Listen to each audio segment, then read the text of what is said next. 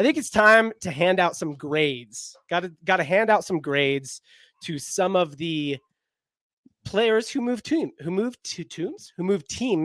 in the off seasons. So it's not what I got to hit everybody. I very quickly realized, like, no, we're not hitting everybody. There's too many people who moved in the off season. We're going to hit a few key ones though. And so I'm going to kick it off. You're going to give me your gut reaction on them. And then, just because you're just gut, hey, casual observer, here's what I'm feeling on this person. Just vomit. And then I'll hit you with stats, versus their career and stuff like that while you're giving me the gut. So let's start where everybody wants to start. The main offseason mover, the man, the Dame Dollar. We could call him Dame Dime now. Dame Dollar, Dame Dime. Mr. Damian Lillard. Gut reaction on Dame. Dame has been at least as expected, right? I mean, if you were expecting so much more at this point, your expectations might have been too high, right? I think it's overall been good, right? I mean, any other player who is performing like this, you would definitely consider it good. So sure. If anybody considers it not good, I think it's just a really high, ultra high expectation for Dame.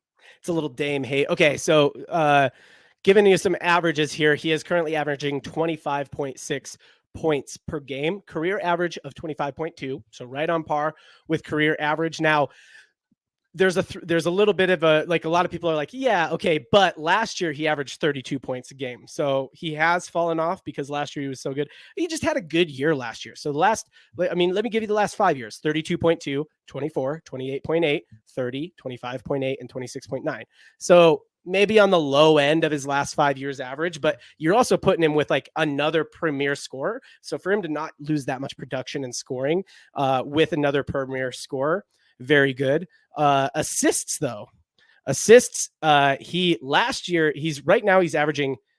where are we at here with assists? Lost it. Sorry. 6.3 assists per game. That's actually a little bit low, a little bit below where he has been. People don't think of Dame as a dimer, but he really is. He doesn't do double digits, but 7.3, 7.3, 7.5, 8, and 6.9 the last 5 years. So I think really what this bag Dame. Well, dime bag, Dame Dollar, Dame Dime. So here's what I think about like the Dame move. I'm certainly biased for Dame. All right. So take this with a grain of salt, but what did the Bucks want out of this? Let's start there. What did the Bucks want from this move? They wanted more team success, right? Where are we at? We're at second in the East. Kind of behind the Orlando Magic, but I don't think any of us really expect that the Orlando Magic will continue to play this well. 1 game back from the Celtics. Sixers also 1 game back. So all of those teams that we thought would be contenders, Sixers, Celtics, Bucks, that's where it is. And this is where we are at this point in the season. I think we've had some wins, maybe a win over the Sixers. So like this all comes down to the playoffs, right? Like, is it successful or not is all going to be determined by the playoffs. The biggest thing people are saying about this is like, well, they lost their defense. Well, yeah, you gave up Drew Holiday. Like, we're talking about maybe the best on-ball defender in the league you gave up. Of course. Sorry, Dame's only elite on one side of the ball. Yeah. But what you gained was like, and I've been watching Bucks basketball because I'm very interested in the eye test on this. What you gained is like, now the Bucks have too many guys to guard in the close of games, right? And so they've had some close games where Dame is like hitting a shot, or they've had some where Giannis is hitting a shot or getting to the line, or they've had some where Dame drives, everybody collapses, and he kicks to a wide open Pat Connaughton in the corner who knocks it down, right? That they've got too many guys to guard at the end of games now. And if you look at like teams built for the playoffs, that's what you need, right? Because when schemes break down are like 6 games into a series, it's like, we got nothing else. We've thrown everything at them now. Now we just have to have dudes who are just better than their dudes. And that's what the Bucks were after here. So far, I would say that's what they've achieved. I'm giving this one an A. I think Dame is an A in his new spot. He's producing at the same level he was in his old spot, and they've got the team success that they're looking for. So far, the ultimate grade is obviously reserved here for what happens in the postseason. I agree. Couldn't agree more, honestly. No, I was going to ask you if you knew if he was making shots at big moments as well as just putting up good stat lines in general. And in being an offensive leading force. like he is so far ahead of everyone else in clutch points this season, like leading Yeah, clutch points by like 17 points. He's got like 50 points, and Steph's got like quite a few, and he's leading clutch points like by crazy margins. And I think he's shooting maybe 40% from the 3-point line in the clutch, and like he's shooting good numbers in the clutch and high volume in the clutch. And it's, yeah, I mean, he's playing like his normal self in clutch minutes. So yeah, and they're playing a lot of clutch minutes and winning games. So that's for sure. all you can ask. I would never make the argument otherwise. So far, Dame has been good. It's positive, very positive for his new team. Good move for the Bucks. Yeah, overall good move. I think it was a good move all around. I think the Celtics gained from this as well. Drew Holiday isn't in this lineup that we're going through, but I would also say Drew Holiday has been sort of the same thing. What were they looking for here? Maybe not offensive production, but he's bringing defense to the table and they're having team success. This is ultimately measured by the playoffs. This is what these teams were doing. They were already at the top. They're tweaking. They're just tweaking, I think last time we talked about it, push comes to shove, you had said you think the Bucks are the team that goes to the finals out of the East. I mean, look, that's I'm giving a little bit of a homer take there, but yeah, that's where I stand. That's okay. Yeah, there's nothing wrong with that. That's fine. Yeah, I mean, right now, dude, I'm a Bucks fan, and in the West, call me crazy, I'm kind of becoming a Clippers fan. I like the Nuggets. Of course, I like the Nuggets and the Jazz, but like the Jazz aren't going to be anywhere. The more I watch the Clippers, the more I'm like, I like these guys. You like watching a lot of sub 500 basketball, huh? Yeah, well, they had a 6-game skid, but they've been the best defense in the league over the last 5 games, right? Better than the Timberwolves. So a lot of two-way players on that Clippers team. That's not what this segment's about, though. Let's move on to our next guy. Next up, we got Mr. Dillon Brooks. This was an interesting one because everybody said Memphis moves on from Dillon Brooks. Dillon Brooks, kind of the consummate villain in the league. Memphis moves on from Dillon Brooks, replaces him with Marcus Smart. Instant reaction. What's the instant reaction there? Marcus Smart. Marcus Smart, big time upgrade. Which I guess we can't say. We can't say Marcus Smart. I'm never gonna stop. I'm just gonna never. Once you've been to Boston, I'm gonna do the Boston accent for you all the time. Yeah, I don't know what a Memphis accent sounds like, but Marcus Smart, instant upgrade over Dillon Brooks, obviously. Except we got Marcus Smart now, like some kind of country music singer voice. We got that there Marcus Smart. He seems like pretty good basketball player. Seems like a defensive dog. I like him. Like the way he smells. Yeah, he's a real good ball player. I like the way he does what he does out there. Like the way he does his stuff out there. But Dillon Brooks goes to the Rockets, and where are the Rockets? Where did everybody expect the Rockets to be? Not good, right? What did they get in the offseason? They got Dillon Brooks and Fred VanVleet. Fine. That's fine. Those are fine offseason acquisitions. Yeah. Love me some Fred VanVleet. Like, as a player, I love him. Too. He's not like a huge difference maker. You know what I mean? He's good. Is he a top 10 guard? Is he a top 10 guard? He's not a top 10 guard. He's not a guy who he's a great like second or third best player. He's like a really great, good contributor for that 2019 a championship team as kind of a third or fourth best player on that team, right? With like Kyle Lowry still very good, Siakam breaking out, and him, and obviously Kawhi Leonard, but like not a great first best player. He's solid, he's fine. He's good for like, he's a veteran, good to bring into a young team. And you get Dillon Brooks. And what are the Rockets doing? The Rockets are winning basketball games. They're 8-6. Yeah. I think they won maybe 20 total games last year. Like they've won 40% of the games they won in the whole season last year. So they're currently like 4 games ahead of the Clippers. So yeah, I mean, look, I don't think that the Rockets will maybe land above 500. Maybe they land right about 500. I don't know that this is sustainable for them, but what these offseason acquisitions of Brooks and Fred VanVleet have really done has brought this sort of veteran presence to Brooks, obviously a dog on defense. Fred VanVleet knows hey, there is a clear best player on this team, and you guys didn't realize this because you guys are all just rookies out here taking whatever freaking shots you want, winning 20 games, not worrying about it. But this El Prince Goon kid is really, really good. We need to feed him the ball. And that's what Fred VanVleet does. He's like, oh, I got a good dude on my team. Like I can get him the ball. I can make sure we're running this offense right.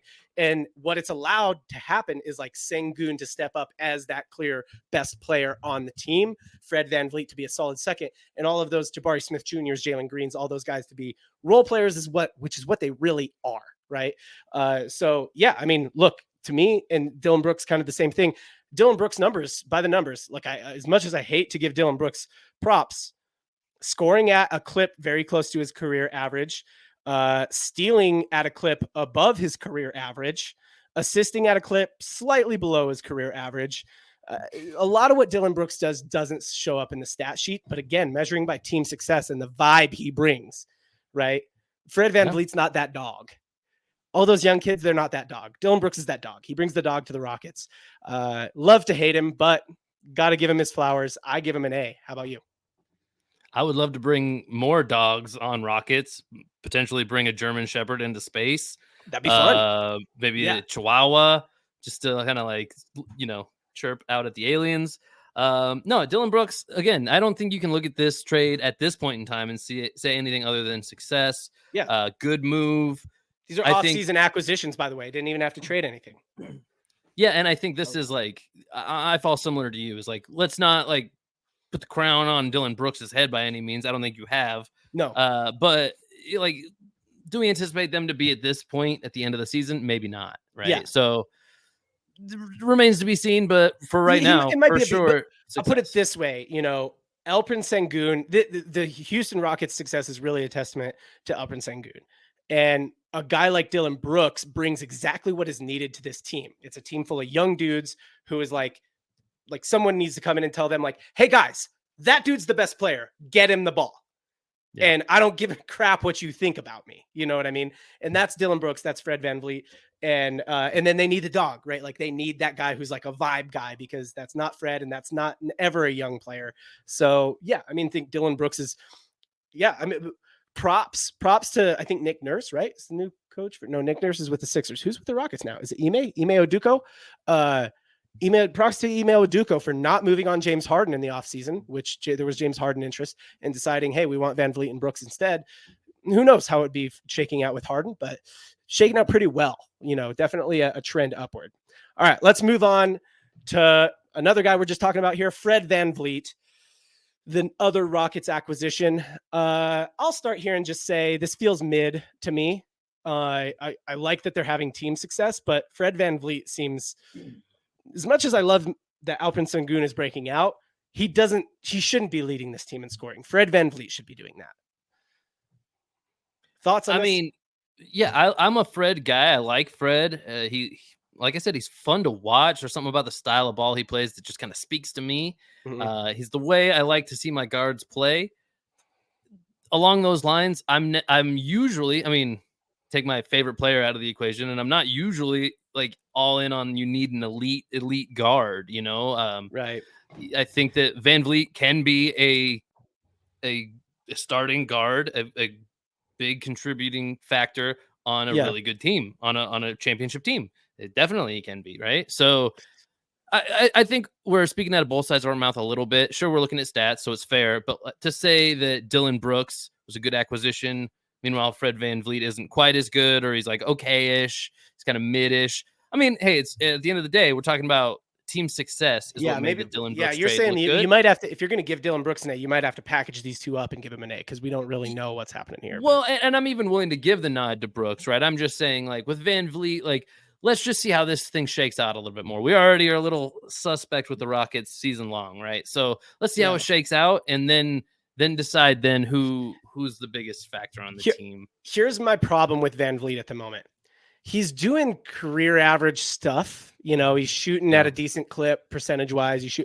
But you take VanVleet and stick him on a young Rockets team, where it was before, it was like, hey, this team, in Toronto, this team is split. It's you and Pascal's team, right? You put him on a young Rockets team. Every year he's been in the league, VanVleet has felt like, oh, he's progressing. He's getting better. He's getting better. Like he wasn't supposed to be here, and now he is supposed to be here, and now he's actually a double-digit guy. Now he's a 20-point-a-night guy, and all of this stuff. Like, he was like undrafted, I want to say, but this year it feels like, oh, maybe he's getting old. Maybe he's a little washed. Maybe whatever. he's only 29. He should be in his prime, and he's on a young team where it's like, I think what they expected out of him was like, come in here, Sengun, our young guys, they need more development. Sure, Sengun is breaking out, but if Sengun's averaging 19 a night, we should be seeing not 16 a night out of Vanvleet. He should be scoring 24, 25. He should be having a career year, I believe, with the Rockets from a scoring standpoint. Now, they're winning games, so maybe he's just following the game script and he is that kind of guy. But I can't give it an A is where I'm at. It's not like the Fred VanVleet experiment is that impressive to me. It's kind of like, it's fine. It's whatever. I'd give it a C, right? It's an average. Do you, if you had to project till the end of the season, just, and again, assuming just whatever you think about the Rockets, whatever you think the most likely spot they'll land in as a team, what do you think you'll still be at C on VanVleet, above or below?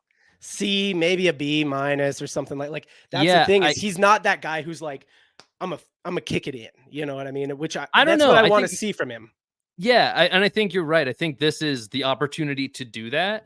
Yeah. And whether or not you think he will is just, I don't know that we've seen a lot of evidence for it, but I don't know, for whatever reason, I lean in that direction. I want to see the breakout a little bit more. Yeah.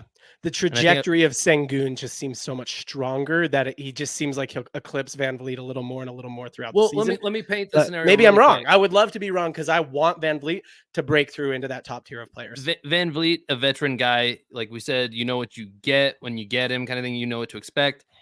They haven't hit a lot of adversity yet. The record is good, right? Maybe with a little bit more adversity, it's bound to come at some point, right? They kind of fall out of playoff contention kind of thing. Maybe that's when it takes a little bit more of that veteran kind of consistent guy showing up to really like take on a bigger role in the playmaking and the scoring. So I'm going to hold out hope, but I'm with you as of right now. As of right now, it feels pretty average. All right, next one to your team, Casey.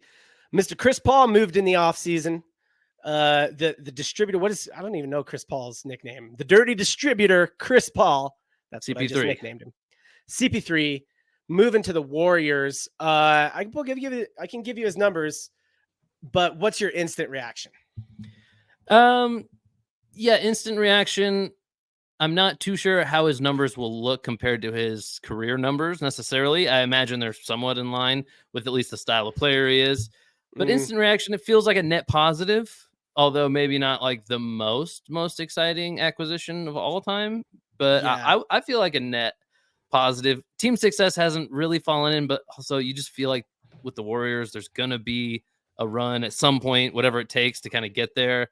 So it's not panic button yet or anything like that. But I guess what I'm saying is, considering CP3, I can't put any blame on him or really any credit on him, I guess. He's kind of floating around in that midsection somewhere. So he's playing fewer minutes than he has over the course of his career. He's playing under 30 minutes a game for the first time in his career, even his rookie season. That said, he's scoring at a way lower clip. His career average 17.8, averaging 9.3 per game right now. Now that has been headed down the last few years, right? So last 5 is like 15, 17, 16, 14, 13. But 9.3 seems like a little bit of a cliff to me. And where's he diamond at? He's 7.7 compared to a career average of 9.4. This is a guy who's led the league in assists 5 separate times in his career. It's fine. Like, I don't know. To me, the only reason it seems to have worked is because they got rid of Jordan Poole. I can't give CP3 credit for that, though. They just got rid of Jordan Poole. I think CP3 is like, it's sort of working okay, but the team success, it's not like, again, I think it's another mid thing, right? Where it's like, they're not breaking out as a team, and that's not all on CP3. I think a lot, right. A lot of their other guys, Clay, Draymond, Wiggins, seem to have also degraded pretty badly. And CP3 almost seems to have degraded a little bit as well. Steph seems to be the only one who's holding up to age, and Warriors do this thing where it's like, always give it to Steph no matter what. And it's like, well, that's just never going to be a good game plan. If you can just triple team Steph, like, you need someone else who can take some load, and CP3 is not taking any scoring load. And that's not just him. He's not the only one not taking any scoring load, but he's not taking any scoring load.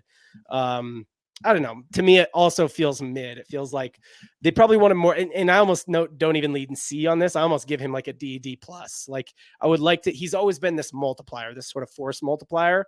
And he seems to be right now be like a 1.1 type multiplier where it's not much. And most of the multiplication is coming because you got rid of Jordan Poole. Yeah, I that's the one thing that I want to say. It does feel like an improvement still from Jordan Poole, like come what may, like that feels true. But yeah, that's not how we judge this necessarily, right? So he definitely belongs in this kind of squishy middle ground. I don't think he's the reason that the team's not doing as good as I would hope. But he definitely feels like he should be doing a little bit better. And maybe he should be playing some more minutes, honestly. Yeah, I don't know if he can. I mean, the man is, I will say this, he's 38, 39. About 87 years old. He's 800 years old, yeah. So I get it. He's old. But, I mean, hey, Braun's doing it in year 21. So where you at? Year 21. All right. Speaking of the man that they moved on, so I got a D or maybe a C for Chris Paul. Again, this is another team that was tweaking, right? So this is going to be measured entirely by postseason success. Speaking of the Warriors, let's talk about the guy they moved on from. A1 Jordan Poole moved to the Washington Wizards. Gut reaction to Jordan Poole. I don't know how much basketball you've seen of Jordan Poole. He's definitely been lighting up the socials. Are you asking me how much Washington Wizards basketball I'm watching? Wizards Let me preface this whole thing we're about to do to Jordan Poole by saying, ain't nobody out here watching that much Washington Wizards basketball. But let's talk about Jordan Poole. Jordan Poole's mom can't watch the games. Are you kidding me? It's brutal out here. Jordan Poole has been comically bad. He is shooting 28% from the 3-point line on 6.7 attempts per night. Want to hear something crazy? He was actually attempting more threes last year. He was already a poison. So 6.70 attempts per night, shooting 28% from the 3-point line. His 2-point field goal percentage, 48%. So that's not bad on 9 attempts a night. He's chucking. He is shooting a lot of shots, and he's shooting whatever shots he wants. I mean, he's like the perfect Washington Wizards player. You know what I mean? Yeah. Like, they suck. He's a guy who just goes out here and chucks. Maybe he's going to do something kind of electric at some point throughout the game, but scoring 17 points a night on a lot of shots. I think people thought, hey, maybe this is a chance to come be that guy that he's supposed to, he thinks he is. And I think it's just clear he's just not. He's not a shot maker. You know what I mean? Like, that is the sole purpose for the Wizards being in the league, is to prove it to players that they're not that guy. Oh, you think of that guy? Oh, I'm so good. Well, sometimes it's a stomping ground. It's like, so Bradley Beal goes there and he proves like, okay, he's somebody. He's a guy, right? I feel like he got humbled a little bit, though. He spent his whole career there until this now, and he's like kind of old now. But we're gonna, speaking of Bradley Beal, that's what I mean. He's humbled in his. He's still not that guy. But you're like, he is somebody. He spent years being solid, and like in the John Wall years, they were really good. Kristaps Porzingis went there last year, had a career. I mean, the Wizards still suck, but had kind of a career reviving sort of year with them, right? And so they can be a breeding ground for that. And I think Kyle Kuzma might be going there, and like that kind of could be happening to him, where he could move on to a team and be, a great second best or third best player, second or third option. And that's, assuming he's not a whole on deep. But like right now, the thing about the Wizards is like, nobody cares if you play defense. Nobody cares. Like, dude, there is a play. Jordan Poole doesn't even know the rules of basketball, man. He walked a ball down. He thought the game clock was going to get paused because he walked a ball down. Like, it's the shot clock. Anyway, he's shooting whatever. There's another social media video of him, like they're drawing up an out of bounds play on a timeout, and he is not paying attention at all. He's like looking other places. People are like, hey, like look, and he's like, hey, this is my team. You can read his lips. This is my team. I got this. And then the timeout ends, and he's like trying to peek at the board. Really, oh shit, what are we supposed to do? So he's been comical. He's been just like a great source of entertainment. I give him an F. An F for fun, though. Yeah, F for he's me fun. as well. Yeah, Jordan Poole. I didn't need the case made for me. No, you were just doing it for our viewers and our listeners. I didn't need the case to be made for me that he is not that guy. No, he's just not a shot. They just don't go in. You know what I mean? Like there's some guys like that where you're like, oh, you got the mentality, you got the swag, you got everything. The shots just don't go in enough, my guy.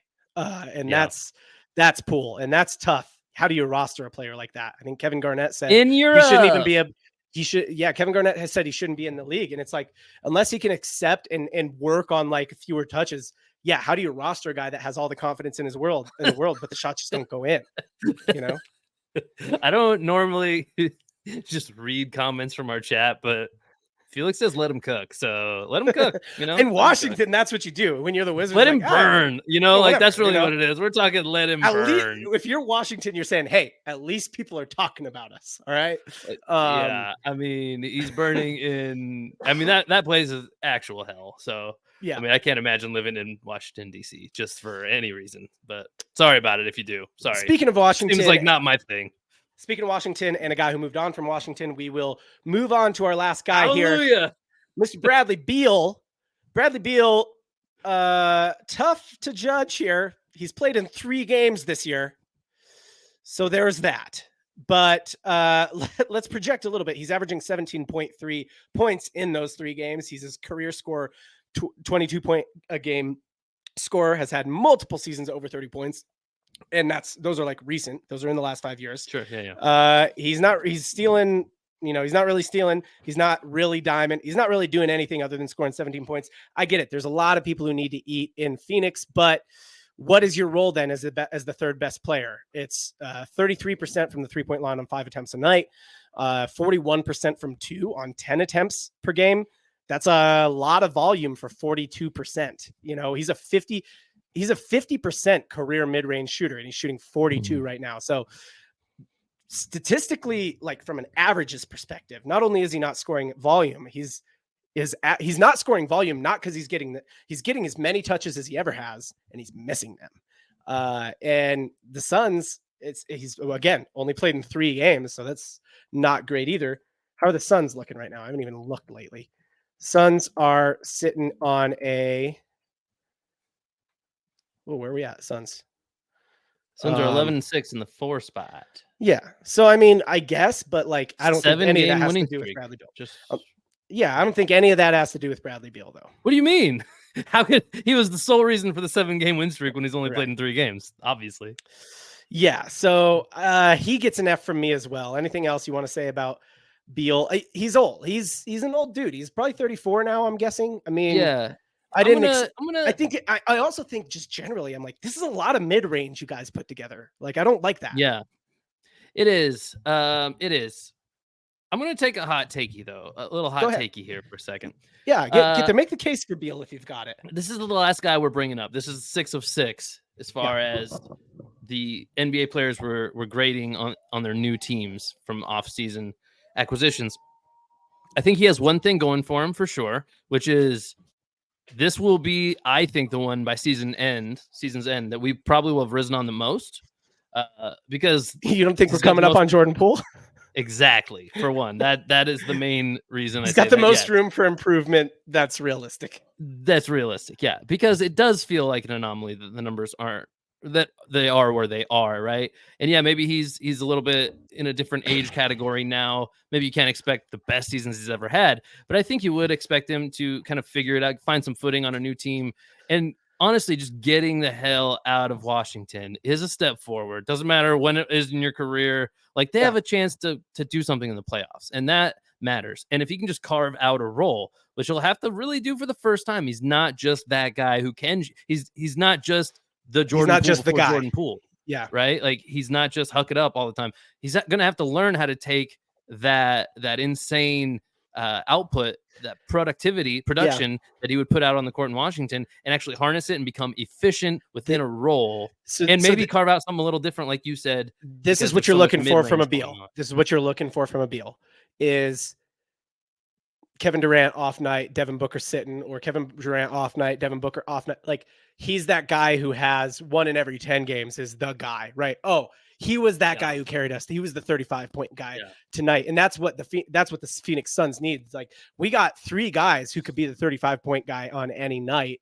And, maybe it's going to be Beal less than it's going to be the other 2, but that's what you need from the third guy in your big 3 to be like, oh, when it's a bad night for the other 2, or when, the defensive scheme is working for them, we need to have too many guys to guard. Right. And so that's what we haven't seen that from him yet.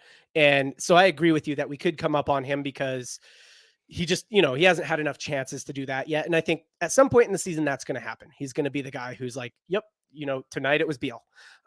So sure. I'm with you on that one. I think that wraps up the segment though. So Yeah. Dillon Brooks, Damian Lillard get A's, Chris Paul, Fred VanVleet get C's, D's, and Jordan Poole, Bradley Beal F's so far, but Bradley Beal, some room for improvement.